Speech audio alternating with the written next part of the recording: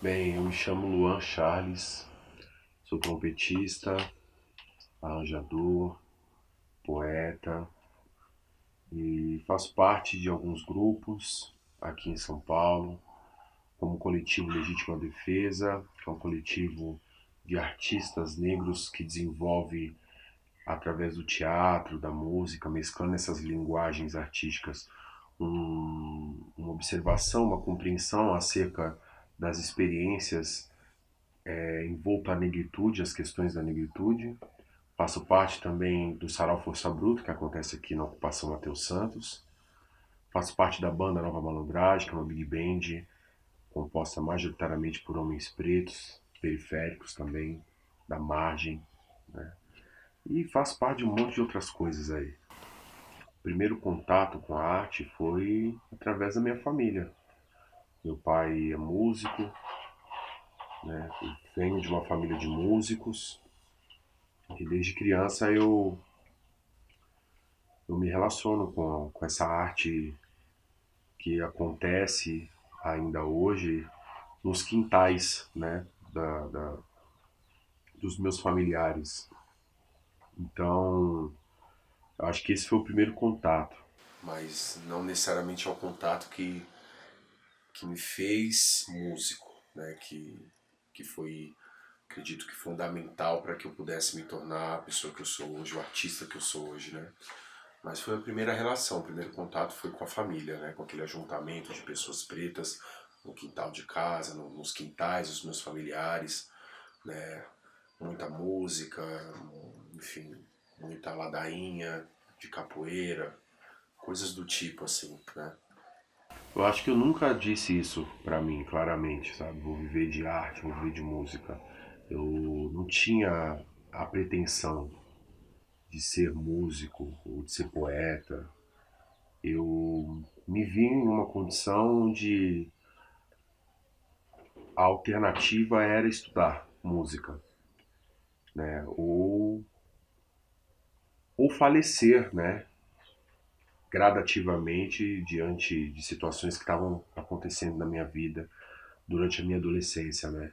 Ser um jovem negro morador da periferia é tá cercado de muitas experiências, né? E muitas dessas experiências são desesperadoras, né? Principalmente quando a gente não ainda é jovem, quando a gente é um adolescente. Então me vi diante de algumas experiências que foi muito assustador essas experiências e, e a música apareceu ali como uma alternativa, assim, um espaço possível para se preservar a vida. Então eu entrei nessa tentando viver um pouco mais, assim, né? Não tinha ideia de, não tenho, eu não consigo desenvolver uma narrativa apaixonada da música, assim. A música apareceu como qualquer outra coisa poderia ter aparecido, entendeu? Com muitas coisas apareceram, mas eu resolvi ir por um caminho específico que eu achei mais interessante naquele momento, que era a música, era tocar trompete, participar de um projeto social que estava acontecendo na minha comunidade, e a partir disso ficar ali, entendeu?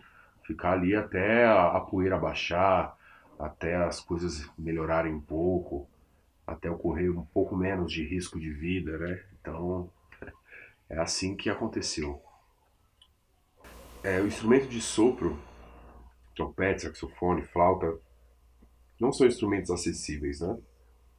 São instrumentos que fazem parte de um campo específico, né? Assim, de atuação musical. Então, não são instrumentos que você encontra assim, em qualquer banda, em qualquer grupo e tal. Logo, para se obter um instrumento desse, né, para você ter um instrumento, um trompete, um saxofone e um professor bom de trompete e saxofone, isso vai lhe custar algumas granas, né? Mas eu tive o prazer, né, de acessar essa prática musical, né, através de um projeto social, né, que acontecia na minha comunidade, que hoje ainda acontece, né, mas com uma outra gestão, né, onde hoje eu tenho o prazer de ser educador desse projeto, né, o qual eu iniciei. E, e eu lembro que eu não queria tocar trompete, queria tocar piano, né? E aí, só que não tinha piano no projeto, aí todo mundo falava muito do saxofone, que é um instrumento, né, que todo mundo, acho que pessoas conhecem mais do que um trompete, por exemplo, né? E aí eu tentei pro saxofone, aí acabou que não virou, saxofone não, né, não deu certo. E aí falaram pra mim que só tinha aquele instrumento, que era o trompete. Aí eu peguei o trompete, mas não gostei não. No primeiro momento, sei lá, acho que eu fiquei um ano aí não gostando do instrumento. Aí depois, quando eu tive a chance de trocar de instrumento, aí eu não quis mais. Falei, não, trompete já dá conta do que eu quero agora fazer, né, musicalmente falando. E gosto muito do trompete hoje. É um instrumento muito, com um timbre muito bonito, muito especial, né? A sonoridade, né, desse instrumento, né?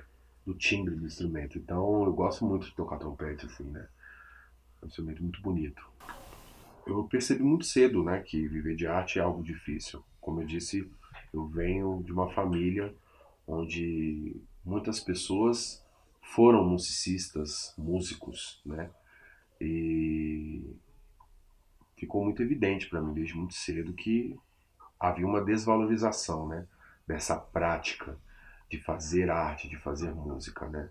Na prática de fazer música, de fazer arte, né? E meu pai passando por muitas situações, né, de trabalhar muito, ganhar muito pouco, né? Pouco demais para sustentar a família, pouco demais para poder fazer planos, né? Planos financeiros mesmo, sabe? De guardar um dinheiro, de poder comprar uma casa, coisa do tipo e tal, né? Mas ao mesmo tempo eu via um homem realizado, né? Era um homem que se sentia realizado, humanamente realizado, né? E, e em alguns momentos você tem que sacrificar certas coisas, né? Para poder se sentir humanamente realizado. Então você tem que assumir um estilo de vida. Meu pai assumiu um estilo de vida. Ele assumiu esse estilo de ganhar pouco para viver mais, entendeu? Então, quando você é criança, quando você é um adolescente, quando você vislumbra, né, as magias do capitalismo, né, o sonho de posse, né, de você ter uma casa, de você ter um carro, de você ter tudo aquilo que parece que pode fazer uma vida ser mais íntegra, né? A gente não entende muito porque os nossos pais fazem certas escolhas, como meu pai fez. Depois que eu me tornei um homem adulto, já no final da minha adolescência para o começo da minha fase adulta, eu percebi que havia uma falta que também havia uma falta de realização humana, sabe? De me sentir humanamente realizado. Não havia sentido viver, sabe? Ainda que os sonhos de posse flertasse com a minha experiência humana. Já não era mais sobre ter, né? Como diz Jorge Ben, não importa aquilo que eu tenho, e sim o que eu possa fazer com o que eu tenho, né? Aí eu entendi, né, que eu havia também de sacrificar uma parte da minha vida, do ponto de vista de acúmulos, né, para experimentar uma outra coisa, né? Então é isso. Viver de arte é assumir um estilo de vida. Não estou querendo dizer que isso deve se naturalizar. A falta de recurso que os artistas se deparam cotidianamente, né? Recursos no sentido de ter o básico para a sua subsistência, né? O básico para realizar o seu trabalho com qualidade. Isso não deve jamais ser naturalizado, mas entender que para um artista a arte ela se dá num lugar que é sobre como experimentar a vida de uma outra forma que não seja uma vida banal, boçal, uma vida onde tudo se resume à vitrine, a vitrines econômicas, sabe? Então, foi aí eu acho que eu percebi que não é fácil viver de arte, né? Poxa, tem um lugar no fazer música que eu me sinto mais humano. Não sei se mais humano, mas não gosto de falar muito de humanidade, né? Eu me sinto mais com mais prazer de viver, sabe? Encontro uma razão para levantar no outro dia e fazer alguma coisa acontecer, sabe? Com o meu instrumento. Então, e ainda que o mundo como um todo tenha experienciado caos, com a música de quando em quando eu experimento o caos através do tocar, né? Experimento o caos de outras formas também, né? Então, é mais ou menos isso aí. A relação que eu tenho com uma possível ancestralidade, né? Ela não se dá só através da música, né? Ela se dá através de outros elementos também. E a música, ela muitas vezes é um encontro. dessas, dessas relações, né, que eu tenho com quem veio antes, né? Então, ó, em alguns momentos na minha música isso fica evidente, né? Que eu tô ali fazendo daquele instante musical um quintal, um lugar para trocar afetos, memórias, com experiências que vieram antes. Em outros momentos isso não fica evidente, né? Mas eu acho que a relação com a ancestralidade ela já acontece do ponto de vista prático da vida, né? Eu sou um homem negro, né? Logo, há em mim inúmeros dispositivos, né, humanos que me ligam ao passado. Eu não consigo me desprender disso, sabe? Ainda que eu quisesse, sabe? Eu ainda sou um homem negro que vivo num país que escravizou pessoas como eu. Então, sou um africano na diáspora. Então, enquanto africano, eu não consigo me desprender, né, de uma memória ancestral, né? Então, e não é uma memória romântica, tá? Não vou dizer que essa memória é uma memória que ela tá aí posta e que a gente se encontra com ela através de processos de violência também. Eu me lembro de quem eu sou e me conecto com quem eu sou e com, com quem eu fui, né? Através de processos muito dolorosos, né? Da experiência de troca, né? De experiências humanas nessa sociedade. Então, e pensando a música como um todo, acho que em alguns momentos a música ela pode ser um dispositivo de. Como posso explicar? Que proporciona esses encontros, sabe? Entre o presente, entre essa experiência do aqui e do agora, com essa experiência ancestral, né? Que é uma experiência de um outro tempo, né? De um tempo que já aconteceu. E também de forma positiva e negativa. A música europeia, por exemplo, a música clássica europeia, ela tem uma relação muito forte com o seu passado, né? Ela tem uma relação, ela tem muito apreço em preservar, né, as suas memórias, as memórias dos seus ancestrais e tal. Então, de tal maneira que é muito difícil adentrar a esse campo artístico, né, e de prática artística se você não tiver um certo compromisso com essa memória clássica europeia, né? Então, assim, usando um exemplo de que a música em alguns momentos ela se usa disso também, né? Da memória daqueles que vieram antes e faz ali um certo celeiro, né? Faz da sua prática um celeiro cultural. Então, isso acontece em outras ocasiões também, só usei a música clássica como exemplo. O que mais me inspira hoje, minha própria vida me inspira, né? Tá vivo é inspirador, né? Não tem. É inspirador não ter morrido ainda, né? Inspirador não ter sido morto pela polícia militar. Me inspira, entendeu? É inspirador saber que eu ainda não me findei, sabe? Então, minha maior inspiração é a minha própria vida, né? Saber que eu vivi mais um pouco, né? Que eu pude, enfim, chegar aos meus 25 anos de idade, isso pra mim é inspirador. Musicalmente falando, eu tenho Pixinguinha, uma referência pra mim, não só musical, mas humana também, né? Um homem, era um homem inteiro, não era um homem feito aos cacos, né? Era um homem que emergiu no máximo de si mesmo. Então, Pixinguinha, Moacir Santos, Valmir Gil, né, Loura Azevedo Proveta, Edson Alves, Branca de Neve, muitas das minhas inspirações musicais e humanas, né? E acho que na literatura também, Machado de Assis me inspira muito, a escrita dele me inspira demais, Solano Trindade, Toni Morrison me inspira muito, sabe? Então, nas artes visuais, Zósimo, Bubu me inspira demais, Eugênio Lima, sabe? Spike Lee, muita gente me inspira, Johnny Carlos.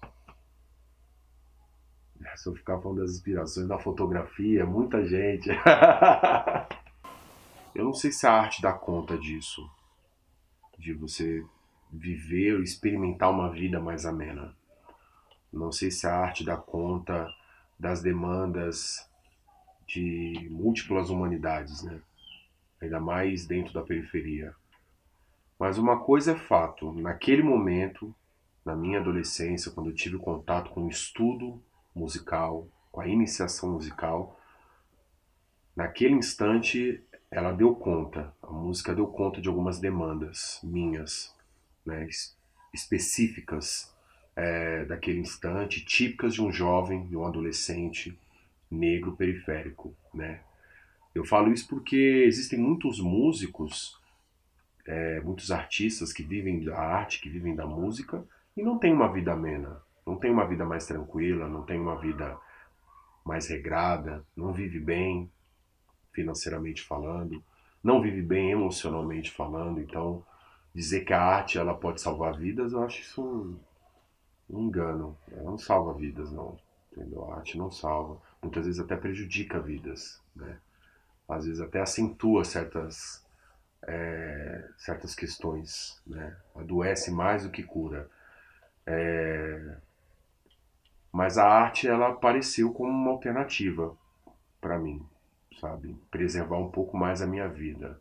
Em alguns momentos achei que ela também poderia me sugar a vida, mas a gente vem aí flertando um com o outro até então, sabe? Eu não... A música ela tá aqui, a arte, né? Falando de outras linguagens artísticas, porque eu não sou só músico, né? Até agora é o que foi possível, né? É o que me preservou a vida. Então, mas como eu digo, não tem essa de que a arte ela dá conta das demandas. Tem muitos artistas que vivem bem financeiramente também e são uns boçais também. E aí, o que adianta? Tem uma opinião muito equivocada sobre as outras humanidades que não corresponde à sua humanidade. Então, dizer que a arte, ela, enfim, ela é um campo de, de compreensão da vida, assim, diferente de outras coisas, né? Que proporciona mais elementos para você entender ou experimentar a vida de forma mais plena, isso não existe. Não, a música não tem responsabilidade social alguma. Quem tem são as pessoas, entendeu? Eu tenho uma responsabilidade social e a partir dessa responsabilidade eu uso a música para facilitar certas coisas, certas experiências, certo? Então, assim, eu vivo na periferia e dou aula dentro da minha comunidade. Então, há uma prática de responsabilidade social que se dá através da música. Mas eu sempre disse para os meus alunos que aqui não é um pretexto. Eu estou ali ensinando trompete, mas eu poderia estar ensinando poesia, poderia estar ensinando, sei lá, uma pessoa a montar em cima de um cavalo, se assim eu soubesse. Tudo isso é pretexto. São pretextos para que a gente possa encontrar razões para viver e viver uma vida mais qualitativa, sabe? Então a responsabilidade ela se dá a partir das minhas demandas, do que eu acho que que é necessário para viver a vida, para experimentar uma vida plena, sabe? Vai dizer que a arte tem que a música tem essa responsabilidade, esse compromisso social, a música não tem. Tampouco a parte das pessoas que atuam na música, até mesmo na educação, certo? Então, muitas pessoas dão aula, mas dão aula, assim, desde que você tenha condições de pagar a aula da pessoa, entendeu? Vai dizer que tem um compromisso social, vai dizer que ela está tentando. Não, ela vai te passar tudo que ela pode, muitas vezes ela vai vislumbrar muitas coisas a partir da prática, do ensinar e do aprender música, mas isso tudo passa também por interesses econômicos e tal, porque a pessoa também precisa viver, precisa sustentar. É diferente quando você dá aula é, num projeto social dentro da comunidade. Você dá aula de música dentro de um projeto social, não porque você acredita na música, porque você acredita nas pessoas.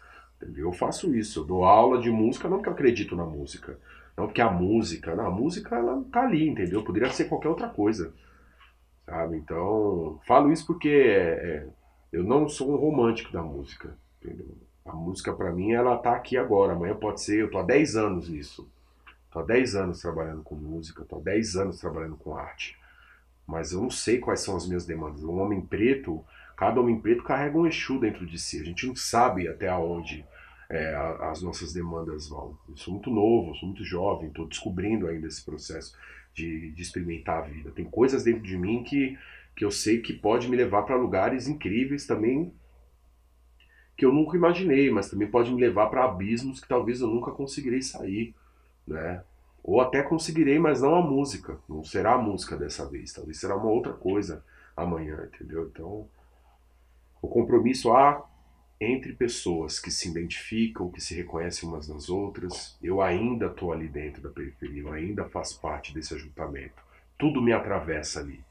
Logo, eu me vejo compromissado com aquele lugar, com aquelas experiências de vida, porque há afetos ali, entendeu? Tem caos, tem muita falta de condições de sustentar a vida, sim, há falta muitas condições, sabe, plenas para viver, mas ainda assim há afeto, então eu tenho um compromisso com essas pessoas, sabe? Entendeu? É isso, eu falar, poxa, a minha conexão com a ancestralidade, ela não foi quemética. A minha conexão com a ancestralidade é o fato de eu ser um homem negro nascido no Brasil.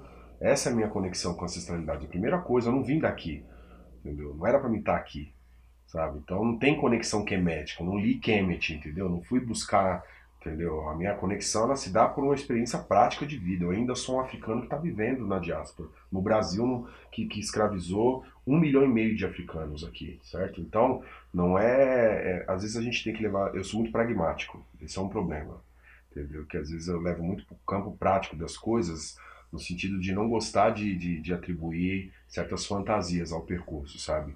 De que a música fez sentido para mim naquele momento, mas eu não sei se daqui a 20 anos a prática de tocar um trompete vai dar conta da experiência de um jovem preto periférico. Talvez sim, talvez não, talvez vai ser uma outra coisa. A arte tem cada vez se mover. E ao mesmo tempo a arte é muito perigosa, porque tem muita gente mal intencionada fazendo arte. E fazendo coisa boa, tá? Não é fazendo coisa ruim. Fazendo coisa boa, mas já vi arte muito mal intencionada. Eu trabalho com teatro. Poxa, quantas peças mal intencionadas que eu já não assisti que foram financiadas por grandes organizações, grandes institutos, entendeu? Fui numa peça, uma vez assisti uma peça, R$ 500.000, numa peça extremamente racista. Então falar que a arte salva vidas eu acho muito perigoso. Não salvou a Que vida arte. deles, que dirá a minha, entendeu? Ela é muito perigosa. Então, quem salva as nossas vidas somos nós mesmos, entendeu? É uma experiência periférica que pode salvar a sua própria vida. E tirar o Brasil da periferia do mundo também, sabe? Mas não necessariamente a arte, sabe? É meio perigoso isso, né? Então, há coisas que nos interligam aqui que está para além do fazer arte, entendeu? É uma experiência que ela é africana, é uma experiência não ocidental, entendeu? E aí isso eu acho que salva vidas. Uma experiência não ocidental da vida, de experimentar a vida e buscar outras cosmologias, sabe? Tudo que não seja que seja esse não branco, eu acho que salva a vida, sabe? Uma ciência indígena, uma ciência africana, e isso salva vidas, entendeu? E aí tem arte aí também, esse que é o legal, entendeu? Tem arte, tem medicina, tem muita coisa aí, né? Mas a arte é uma coisa muito pequena, né? Eu lembrei de uma frase, agora não era essa frase não que eu ia falar, porque tem uma peça que eu... Uma peça não, mas uma intervenção... tá gravando isso? Sim. Tá? Tem uma intervenção que eu fiz há um tempo atrás há uma pergunta que me foi feita e que é igual a essa que me fizeram agora, né? Deixa uma frase final, o que você tem para dizer? E aí me veio essa frase na cabeça, eu acho que eu vou dizer essa frase, que é a luta continua, né? É uma frase que faz parte de um discurso do Samora Machel, né? Que foi presidente de Moçambique, né? E ele tem um discurso chamado A Luta Continua. A luta continua contra o quê? Né? A pergunta é essa também, eu reparto essa pergunta, né? Que frase que eu poderia deixar? Que a luta continua, mas contra o quê?